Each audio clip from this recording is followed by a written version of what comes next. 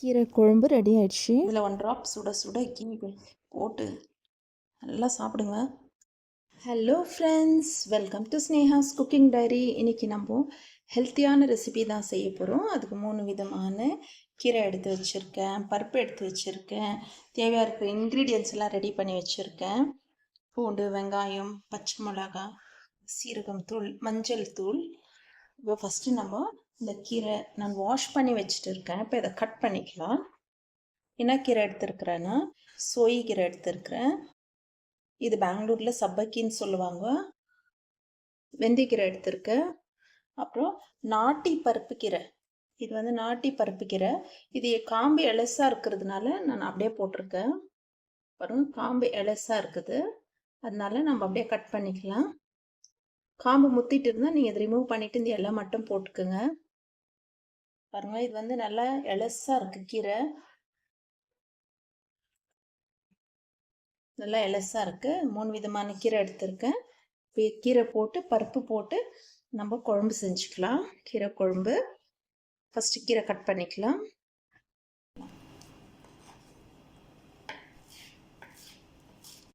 கீரை நல்லா சாப் பண்ணிவிட்டு நம்ம போடும்போது நம்மளுக்கு குயிக் ஆகிடும், குக்கிங் சீக்கிரமாக வெந்துடும் கீரை. இப்போ இருக்கிற இங்கே எடுத்து வச்சுருக்க எல்லா கீரையும் இதே மாதிரி நம்ம சாப் பண்ணிக்கலாம்.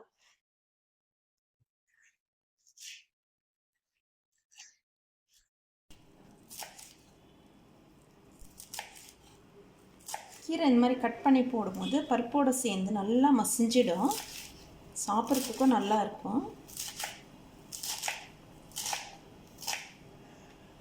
கட் பண்ணுறதுக்கு முன்னாடி வாஷ் பண்ணிவிடுங்க. நம்ம கட் பண்ணிட்டு பிறகு வாஷ் பண்ணக்கூடாது. கட் பண்ணுறதுக்கு முன்னாடி நல்லா ஒரு 4-5 டைம்ஸ் வாஷ் பண்ணுங்கள். அதுக்கப்புறம் மறுபடியும் உப்பு போட்டு இன்னொரு முறை ஃபைனலாக வாஷ் பண்ணுங்கள்.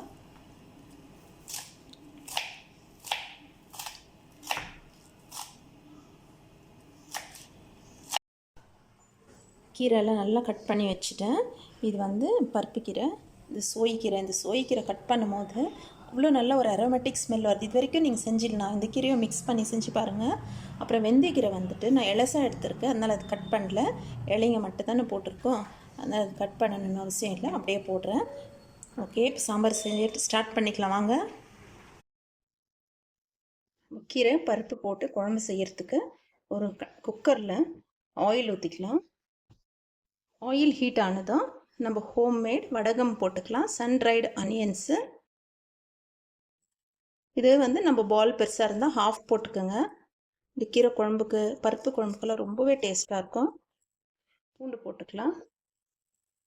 அப்புறம் காரத்துக்கு நான் ஒரு 10 to 12 க்ரீன் சில்லி எடுத்து வச்சுருக்கேன். க்ரீன் சில்லி நம்ம வடகத்தில் ஸ்மால் அனியன்ஸ் போட்டு தான் அது செஞ்சுருக்கோம், அதனால் கொஞ்சமாக நம்ம அனியன்ஸ் போட்டுக்கலாம்.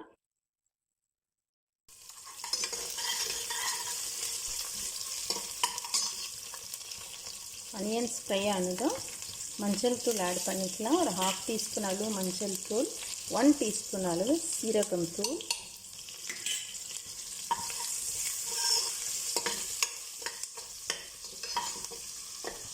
த்ரீ டொமேட்டோஸ் கட் பண்ணி வச்சுருக்கேன், டொமேட்டோஸ் ஆட் பண்ணிக்கலாம். புளி ஆட் பண்ணிக்கலாம். இந்த அளவு புளி போடலாம். இந்த குழம்புக்கு காரம் புளிப்பு நல்லா இருந்தால் தான் ருசியாக இருக்கும் கீரை குழம்பு எப்போவுமே.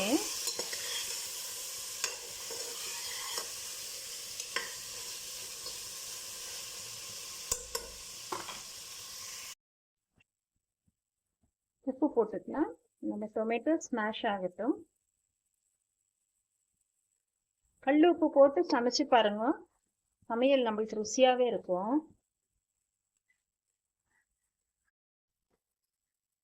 நம்ம கீரை போட்டுக்கலாம். பூண்டு, வெங்காயம், தக்காளி, வடகம் எல்லாம் போட்டு காமிச்சிட்டேன். நம்ம கட் பண்ணி வச்சிருக்கேன் கீரை ஆட் பண்ணிக்கலாம்.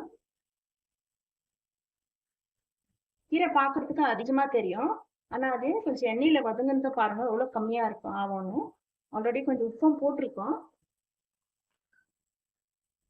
சோய்கீரை ஆட் பண்ணிக்கலாம்.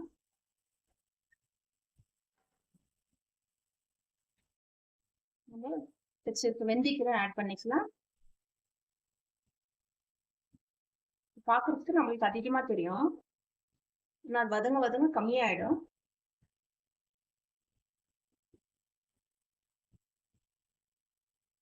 கீரை வதங்கட்டும். கீரை போட்டுட்டு அப்படியே விட்டுட்டேன் கொஞ்ச நேரம். பாருங்க அதெல்லாம் அந்த வெந்துட்டு கம்மியாயிருக்கும் மதித்தறது கீரை. குக்கர் ஃபுல்லாக இருந்துச்சு நம்ம போடும் போது. நான் ஒன்றும் பண்ணல, அப்படியே விட்டுட்டேன். இப்போ தான் மிக்ஸ் பண்ணுறேன். அது வதங்கிட்டு தான் மிக்ஸ் பண்ணுறேன்னே இப்போது. இது இன்னும் கூட கொஞ்சம் வதங்கட்டும் இந்த ஆயிலில். இது வதங்கின பிறகு நம்ம பருப்பு கழுவி வச்சுருக்கிறத ஆட் பண்ணிக்கலாம். இன்னும் கூட கொஞ்சம் வதங்கட்டும். கீரை நல்லா நம்ம போட்ட பூண்டு, வெங்காயம், தக்காளி, பச்சை மிளகாவோட நல்லா வதங்கிடுச்சு. இப்போ நம்ம வாஷ் பண்ணி எடுத்து வச்சுருக்கேன் துவரம்பருப்பு ஆட் பண்ணிக்கலாம்.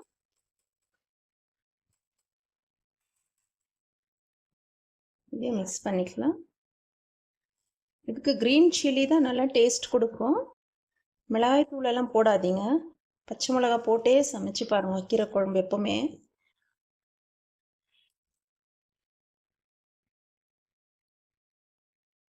தண்ணி ஊற்றிக்கலாம். பருப்பு கீரை எல்லாம் வேகட்டும்.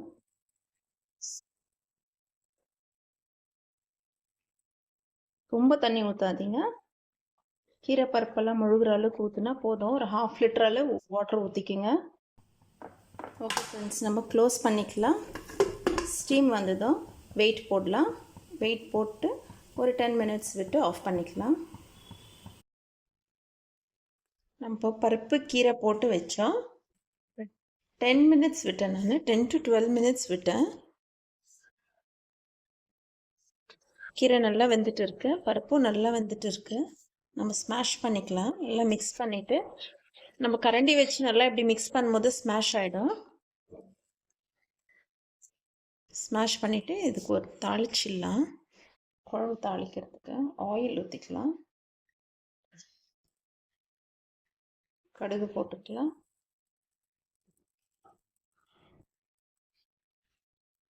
அனியன்ஸ் ஆட் பண்ணிக்கலாம். கறி லீவ்,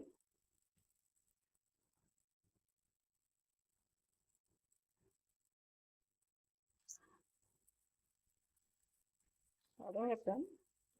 அனியன்ஸ் வதங்கட்டும். நம்ம ஃபஸ்ட்டாக வடகம் போட்டு தான் தாளித்து கீரை எல்லாம் போட்டு வேக வச்சோம்.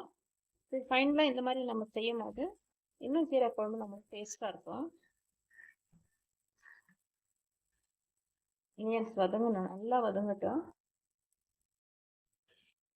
பெருங்காயம் ஆட் பண்ணிக்கலாம். ஆனியன்ஸ் வதங்கிடுச்சு.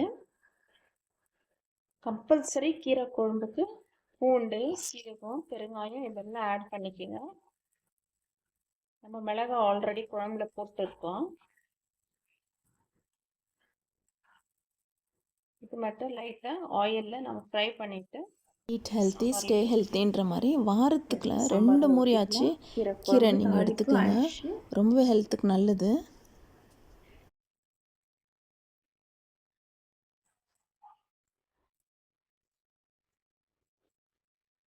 சூப்பராக நம்மளுக்கு கீரை குழம்பு ரெடி ஆயிடுச்சு. இது கீ போட்டு நம்ம சுட சுட சாப்பாடு போட்டு இந்த குழம்பு ஊற்றி கீ ஊற்றி நம்ம சாப்பிடும் போது அவ்வளோ ருசியாக இருக்கும். ஃப்ரெண்ட்ஸ், இந்த மாதிரி சோகிக்கீரை, பருப்புக்கீரை, நாட்டி பருப்புக்கீரை எல்லாம் போட்டு நீங்கள் செஞ்சு சாப்பிட்டு பாருங்கள், ரொம்பவே ருசியாக இருக்கும். ஓகே ஃப்ரெண்ட்ஸ், நம்மளுக்கு சாம்பார் ரெடி ஆயிடுச்சு. நீங்களும் இதே மாதிரி செய்து சாப்பிட்டு என்ஜாய் பண்ணுங்கள். எப்படி இருந்துச்சுன்னு கமெண்ட்ஸில் தெரியப்படுத்துங்க. குழம்பு சர்வ் பண்ணிக்கலாம். கன்சிஸ்டன்சி பாருங்கள். குழம்பு கன்சிஸ்டன்சி இப்படி தான் இருக்கணும். இதில் 1 ட்ராப் சுட சுட கீ போட்டு நல்லா சாப்பிடுங்க.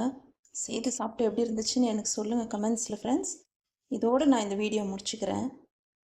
இவ்வளோ நிறைய வீடியோ பார்த்ததுக்கு ரொம்ப தேங்க்ஸ் ஃப்ரெண்ட்ஸ். சப்ஸ்கிரைப் பண்ண மறக்காதீங்க. நெக்ஸ்ட் வீடியோவில் மீட் பண்ணலாம். தேங்க்ஸ் ஃபார் வாட்சிங். பாய்.